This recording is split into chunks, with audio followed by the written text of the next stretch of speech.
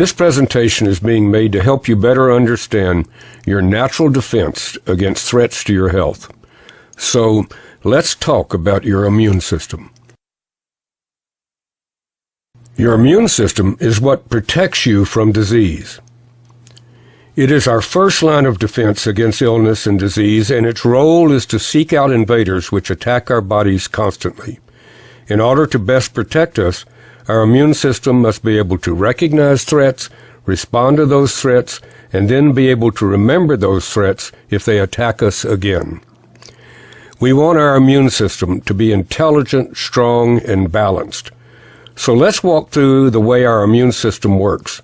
And since it's common, let's use the chickenpox virus as an example. Little Johnny is a happy child, but someone at the daycare center who has chickenpox sneezes, and in a few days, little Johnny begins to break out in red bumps which change to blisters, and Johnny has chickenpox. Johnny's immune system had never seen the chickenpox virus before and didn't know what was making him feel so bad. After several days, Johnny's immune system identifies the chickenpox virus and starts producing fighters which defeat the chickenpox virus. But for several days, Johnny was really sick with chickenpox before he became well. Once the immune system has recognized and defeated an invader, it has the ability to store the identity of the invader by creating something called a memory cell. That's the reason people who had chickenpox only had it once. A memory cell is like a wanted poster. The memory cell forever carries the identity of the chickenpox virus around your body, and if the chickenpox virus ever appears again, the memory cell immediately sounds the alarm, and an immediate, overwhelming production of immune system fighters is produced, and you don't become ill. You don't even know you've been exposed because now you have immunity. Isn't that a wonderful word, immunity? Immunity, it means you have protection. But the problem with developing immunity this way is that first you had to become ill, like little Johnny, before you became well. The second way that you develop immunity is through a vaccination. Here's the way a vaccine works, again using the chickenpox virus as an example. The chickenpox virus is weakened, so it can't reproduce and cause harm. It still has the same appearance, but it can't cause disease. A person is vaccinated with a harmless chickenpox virus.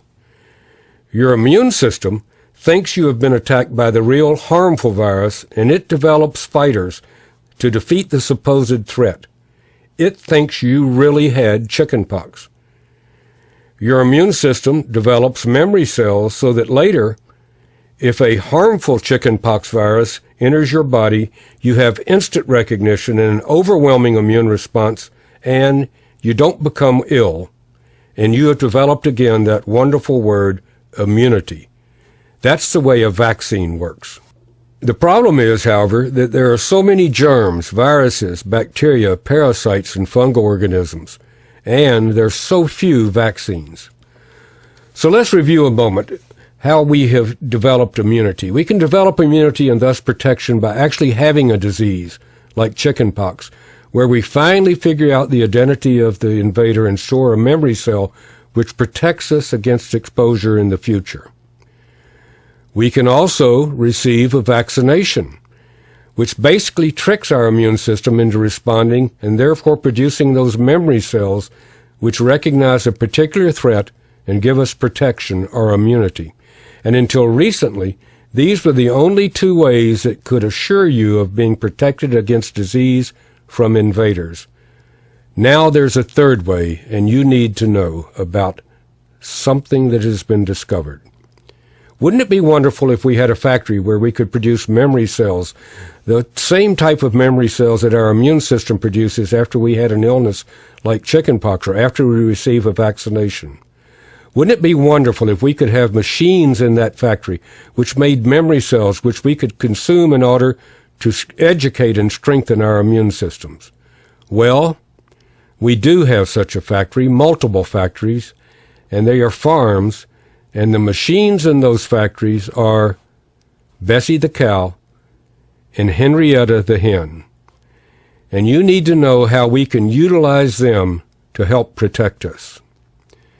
Because cows and chickens come into contact with exactly the same threats that we do, the same germs, and they have exactly the same type of response to those threats that we do.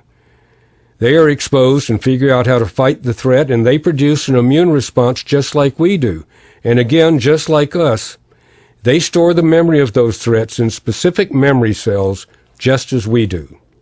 Cows transfer their memory cells to their newborn when it nurses through a special first milk called colostrum, just as humans do. Chickens do the same thing. They pack their memory cells in the yolk of the egg so that the newborn chick will have the immune system, education, and strength that the mother hen has when it hatches. Those memory cells that cows and chickens produce have the same function as the memory cells that we humans produce.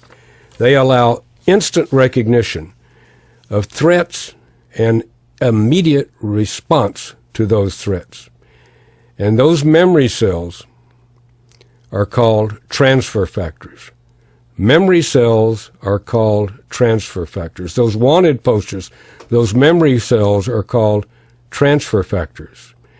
And we've learned how to take those memory cells, those transfer factors, from colostrum and egg yolks, and through a special filtration process, put them in a capsule so that we can consume them on a daily basis.